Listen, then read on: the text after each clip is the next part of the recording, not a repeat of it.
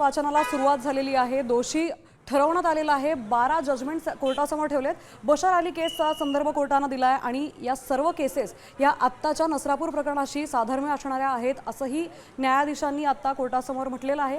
तर आता किती वेळात निकाल लागण्याची शक्यता आहे, किती वेळात शिक्षा सुनावण्याची शक्यता आहे कोर्ट?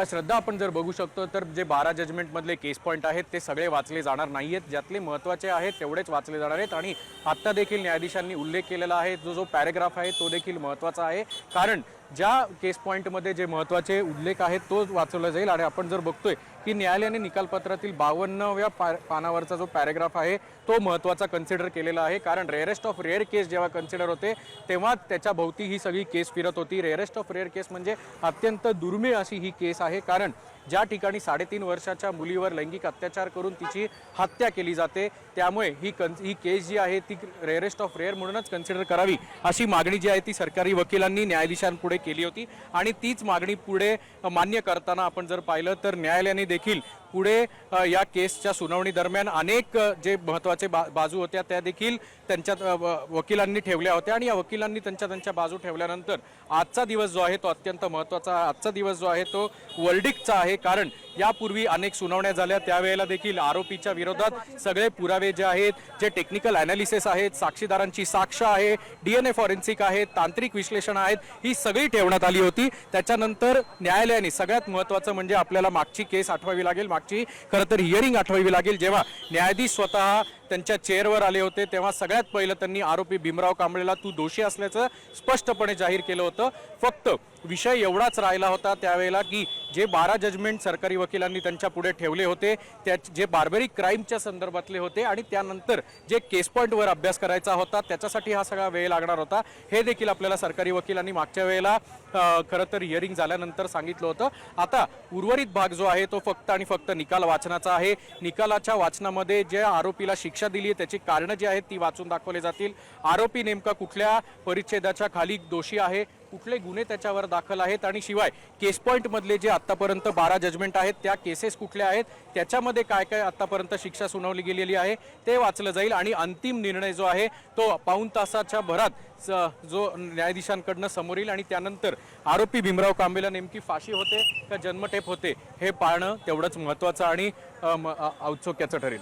श्रद्धा, अक्षय, आपण पाहतोय की आत्ताचा निकाल लागतोय पुणे जिल्हा सत्र न्यायालयात आणि ज्या 12 जजमेंट्स कोर्टासमोर आता मांडल्या गेल्या त्यात काही केसेसमध्ये सत्र न्यायालयाची जे निकाल होते, जो गुन्हा सिद्ध केलेला होता किंवा जी शिक्षा झाली होती ती नंतर हायकोर्टानं फेटाळून लावली होती, मात्र काही केसेसमध्ये ती सुप्रीम कोर्टानं कायम ठेवली होती।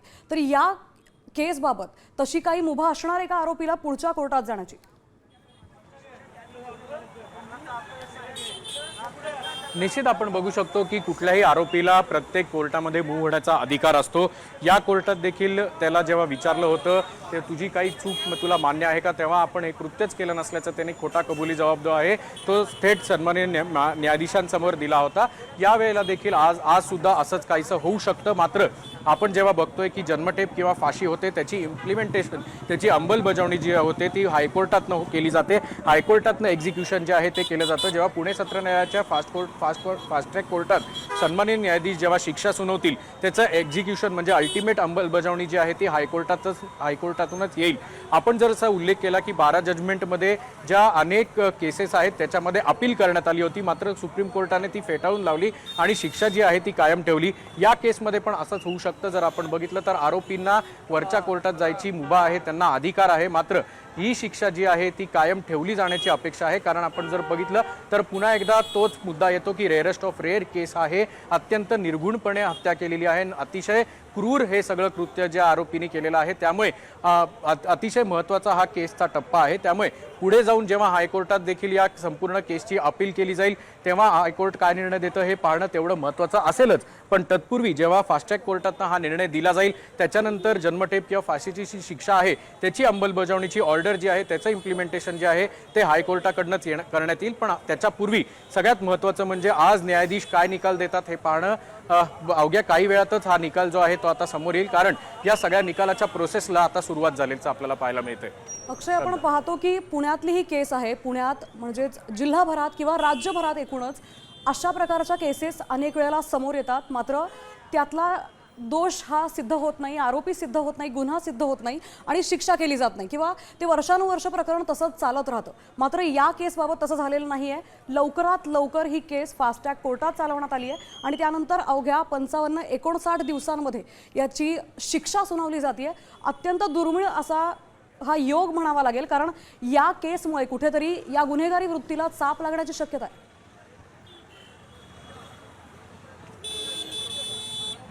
अगदी बरोबर आहे श्रद्धा. खरं तर आपल्याला या संपूर्ण केसची टाईमलाईन बघावी लागेल. ज्या दिवशी 1 मेच्या दिवशी महाराष्ट्र दिनाला महाराष्ट्राला काळीमा फासणारी ही घटना पुणे जिल्ह्यातल्या भोर तालुक्यातल्या नसरापूर गावात जेव्हा घडली होती, तेव्हा तीव्र संतापाची लाट संपूर्ण राज्यातच नव्हे तर देशात सुद्धा उमटली गेली होती.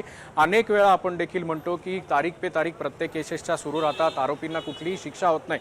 मात्र ही केस जी आहे ती लँडमार्क ठरू शकते. याचा अर्थ कारण ज्या प्रकारे पुणे ग्रामीण पोलिसांनी या प्रकरणाचा तपास घेतला, स्वतः पोलीस अधीक्षक संदीप सिंग गिल यांनी एक SIT जी आहे ती इनहाऊस SIT जी आहे ती स्थापन केली गेली. स्थानिक गुन्हे शाखेचे पोलीस निरीक्षक असतील, DYSP असतील, अनेक वरिष्ठ अधिकारी असतील, अशी एक टीम जी आहे ती स्वतः संदीप गिल यांनी नेमणूक त्यांची केली होती. आणि त्यानंतर या सगळ्या घटनेचा तपास जेव्हा सुरू करायला गेला, अत्यंत संवेदनशील हा खरं तर सगळा तपास होता. कारण आपण जर बघितलं तर एका बाजूला आरोपीच्या सुरक्षेचा देखील प्रश्न गंभीर होता, कारण आरोपीला जर काही झालं तर त्याच्या विरोधातले जे पुरावे आहेत ते देखील मिळणार नाहीत. त्यामुळे अत्यंत सावधगिरी बाळगत, अत्यंत सुरक्षा बाळगत पुणे ग्रामीण पोलिसांनी हा सगळा पंचनामा केला. हा सगळ्या घटनेचा तपास जो आहे तो देखील करण्यात आला. तांत्रिक विश्लेषणाचे अनेक मुद्दे या निमित्ताने अधोरेखित गेले.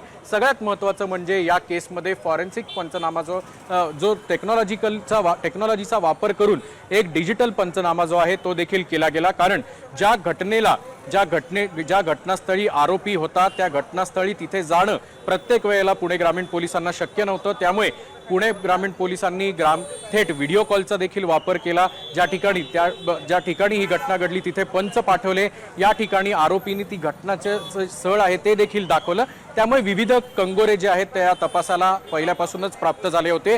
फक्त तांत्रिक पुरावे नव्हेच तर जे आय विटनेस आहेत ते आय विटनेस जे आहेत त्यांची साक्ष अत्यंत महत्त्वाची होती. त्यांची जे साक्ष जी आहे ती नोंदवली गेली. त्याच्यानंतर आरोपीचं DNA सॅम्पलिंग असेल, प्रोफाइलिंग असेल, हे जे महत्त्वाचा पुरावा होता तो देखील केला गेला. आणि हे सगळे पुरावे जेव्हा या सगळ्या गोष्टी कंबाईन केल्या गेल्या, ज्या कंपाईल केल्या गेल्या, तेव्हा 1400 पानांची एक चार्जशीट जी आहे ती नसरापूर प्रकरणात न्यायाधीशापुढे मांडली गेली, न्यायाधीशांपुढे ठेवली गेली. आणि दुसऱ्या बाजूला ही संपूर्ण केस जी आहे ती फास्ट ट्रॅक कोर्टात चालवावी अशी मागणी पीडित चिमुरडीच्या घरच्यांनी तर केली होतीच. मात्र संपूर्ण स्तरातनं ही जी केस आहे ती फास्ट ट्रॅक कोर्टामधूनच चालवावी अशी मागणी धरल्यानंतर स्वतः मुख्यमंत्री असतील, जे गृहमंत्री आहेत, त्यांनी याचे आदेश दिले. आणि ही संपूर्ण प्रक्रिया खरं तर 1 मे पासून आज 29 जून आहे. अवघ्या 2.5 महिन्यात राज्यातल्या न्यायालयीन इतिहासातील सगळ्यात जलद गतीने जी चालवणारा खटला असेल तर तो नसरापूर प्रकरणाचा असेल. त्यामुळे आता या खटल्यामध्ये जी शिक्षा होईल ती निश्चितपणे एक जजमेंटल शिक्षा आहे. त्यामुळे येत्या काळात अशा जर गुन्हेगारीच्या घटना, अशा लहान मुलींवरच्या अत्याचाराच्या जर घटना घडल्या तर याच केसचं अधोरेखन जे आहे ते देखील या ठिकाणी केलं जाण्याचं आपल्याला पाहायला मिळतंय.